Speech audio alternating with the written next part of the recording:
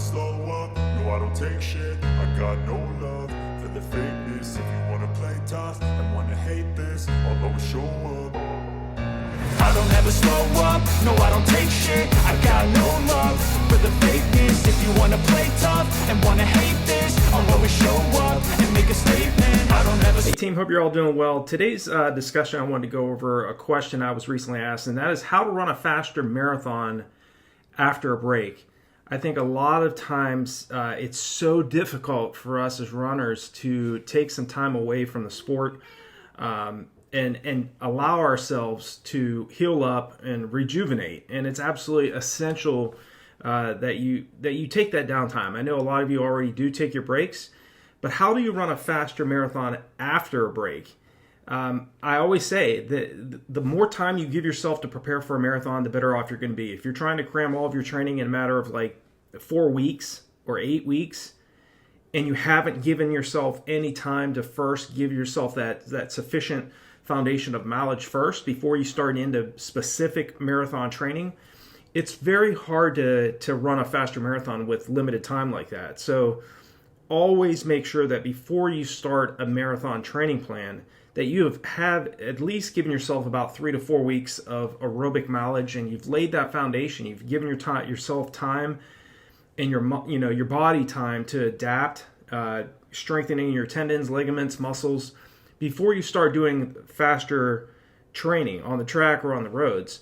So that is probably one of the most important things I would stress is to, in terms of running a faster marathon, because of what exercise physiologists say, that it does take about 28 days for the body to adapt to any stress load you're placing on the body. If you give yourself, especially for a marathon, 5 to 6 months to prepare for a marathon versus 8 weeks or 4 weeks, your chances of succeeding and running a faster marathon is going to be heightened, of course, because again, you've given yourself a better time frame to fully adapt to the training that you're doing. You're not rushing your fitness, and you're lessening to the likelihood that you're going to be stressed out because you're not hitting your workouts as fast as you want.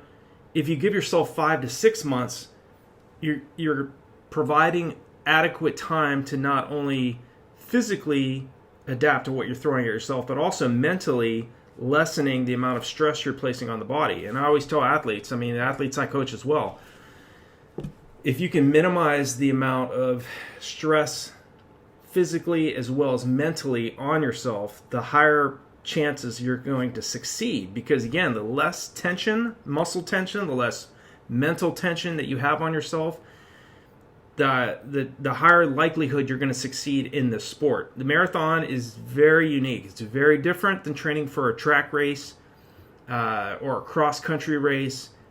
It's a very long race. It's a nutrition race. It's a hydration race. You have to make sure that you're doing all the fundamentals correctly to run a faster marathon. Proper pacing, not going out too fast, not running someone else's race, running your race,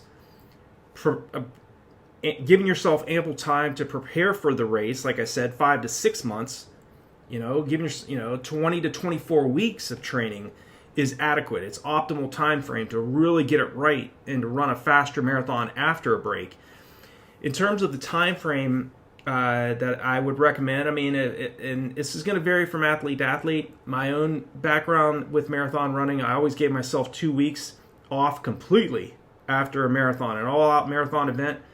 When I first started running marathons in 2002, all the way up until 2013, when I ran my last marathon in 2013, I would always give myself 2 weeks break, and I didn't worry about what I ate. I gained weight, fully enjoyed myself, drank whatever I wanted, ate whatever I wanted, and allowed myself to heal up, gain some weight, and then get back into training. You have to make sure that, especially with the marathon distance, you're spending so much time preparing for this race, so many workouts, so many times where you're going to be running in inclement weather. There's times when you're not going to have workout partners to train with. So you're spending so much time out there on the roads and on the track preparing for this race. it's absolutely essential if you want to run a faster marathon to make sure that you are giving yourself some time off and away from the sport to decompress. Okay, I've seen so many runners, and I know, and I've been there too, that place so much stress on themselves, like it's like their self-worth comes down to how fast they run. And with the social media world we live in now, there's a lot of runners, and there's nothing wrong with sharing what you're doing and sharing your goals and aspirations on social media and saying, like, I want to run this time, and I'm going to do it by this time. Well, if you share that on social media and you do it often enough, and you don't meet that goal, then you have to go and explain yourself. And again, it's just dependent on each specific athlete. There's a lot of athletes that do this, and I certainly have done it myself sparingly over the years. But I think, too, if you really just focus on your training, get a legitimate training plan, I've created running courses that are very A to Z, going through all the specific training you need to do to really run faster at the marathon distance. They're located on RunDreamAchieve.com if that's something of interest to you. At the end of all of my training plan, or at the end of all of my running courses, I have a 16-week training plan. For the marathon races, marathon training, the marathon running courses, I have a 20-week training plan at the end of those courses.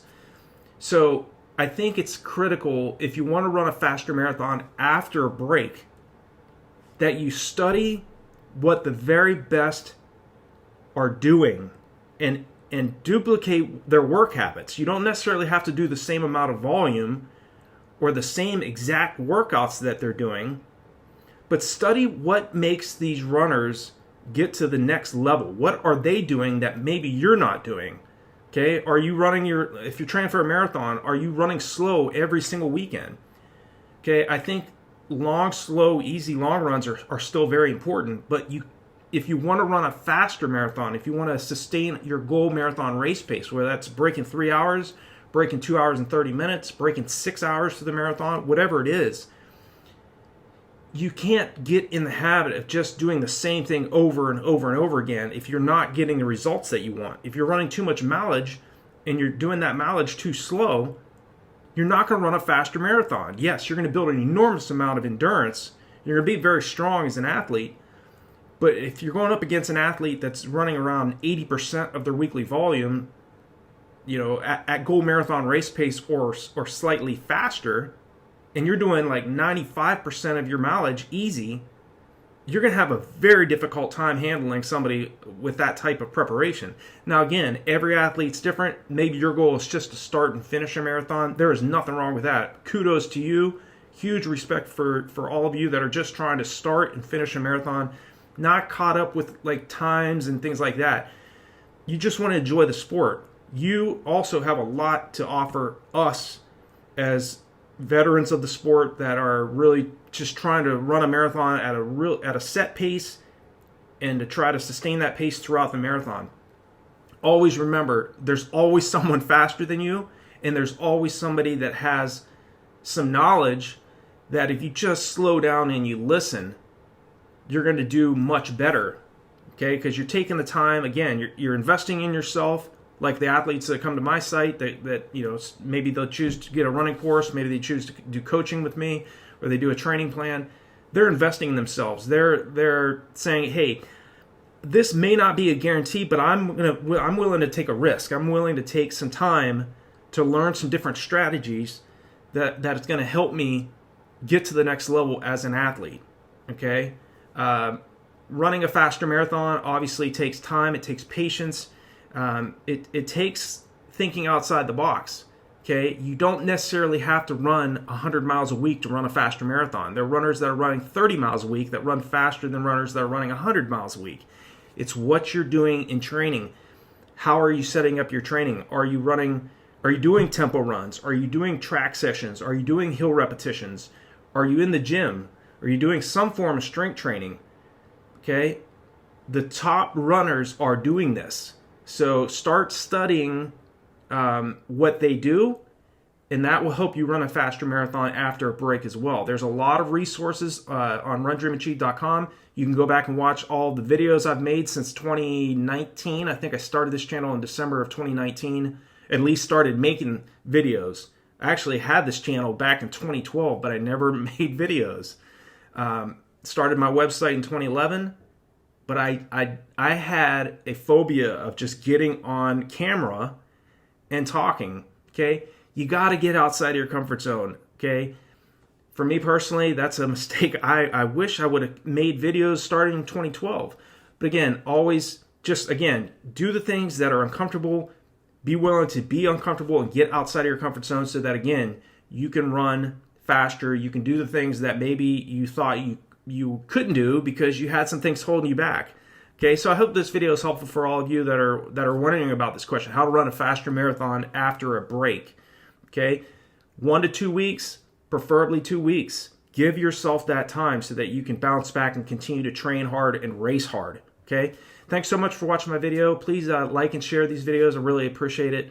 And again, as I mentioned, there's a lot of resources on RunDreamAchieve.com as well as on here on the channel. Go back and watch those videos. I've made a lot of videos about the marathon distance, so I hope those are helpful for you all. So I'll talk to you all in the next video, and hope you all have a great week of training, and I'll talk to you next time.